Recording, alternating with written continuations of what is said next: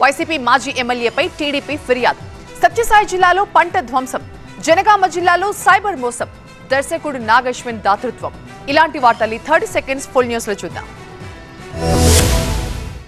కల్కి మూవీతో ప్రపంచవ్యాప్తంగా సత్తా చాటిన ప్రముఖ దర్శకుడు నాగశ్విన్ గొప్ప మనసు చాటుకున్నారు. స్వగ్రామమైన నాగర్ కర్నూలు జిల్లా తాడూరు మండలం ఐతోల్లో నాగశ్విన్ తన సొంత డబ్బులతో ప్రభుత్వ పాఠశాలలో అదనపు గదులు నిర్మించారు. ఈ నూతన తరగతి గదులను జిల్లా కలెక్టర్ సంతోష్ నాగశ్విన్ తో కలిసి ప్రారంభించారు ఎమ్మెల్యే రాజేష్ రెడ్డి. ఈ సందర్భంగా నాగశ్విన్ ను ప్రశంసించారు ఎమ్మెల్యే రాజేష్ రెడ్డి. సొంతూరి కోసం సేవ చేయాలని భావిస్తున్న నాగశ్విన్ ఫ్యామిలీని అభినందించారు. ఇక గతంలో తమ కుటుంబం ఇదే స్థలంలో ఉండేదని చెప్తూ నాటి అనుభవాలను గుర్తు చేసుకున్నారు నాగశ్విన్. ప్రభుత్వ పాఠశాలలో అదనపు గదులు నిర్మించి ప్రారంభించడం చాలా సంతోషంగా ఉందన్నారు.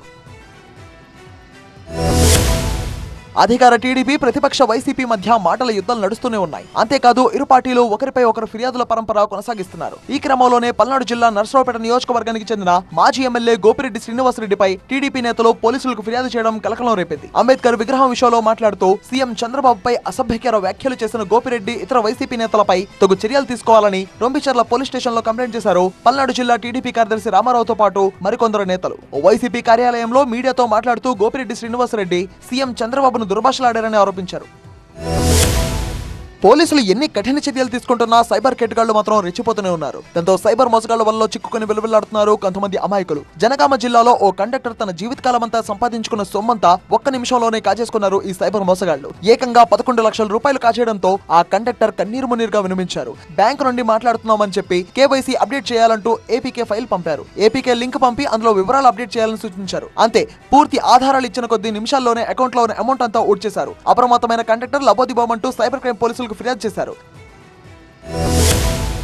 మెదక్ జిల్లాలో ఏడుపాయల వనదుర్గ భవాని ఆలయంలో చోరీ జరిగింది. గర్భగుడి ముందు మండపంలో ఉన్న 2 హుండీలను గుర్తు తెలియని దుండగులు ఎత్తుకెళ్లారు. హుండీలను చోరీ చేసి ఆలయ ఆవరణలో ఉన్న పాత కళ్యాణ కట్ట వద్ద ధ్వంసం చేశారు. అందులో ఉన్న బంగారు, వెండి ఆభరణాలతో పాటు నగదును తీసుకెళ్లారు. ఈ తతంగమంతా మండపంలోని సీసీ కెమెరాలో రికార్డ్ అయింది. ఆలయ నిర్వాహకుల ఫిర్యాదుతో పాపన్నపేట పోలీసులు అక్కడికి చేరుకుని ఆధారాలు సేకరించారు. చోరీకి పాల్పడిన వారిని త్వరలోనే పట్టుకుంటామన్నారు పోలీసులు. ఇక 2 హుండీల్లో కలిపి సుమారు 20,000 వరకు నగదు ఉంటుందని ఆలయ ఈవో చైర్మన్ అంచనా వేశారు. ఇలాంటి పునరావృతం కాకుండా పటిష్టమైన భద్రత ఏర్పాటు చేయాలని భక్తులు కోరారు.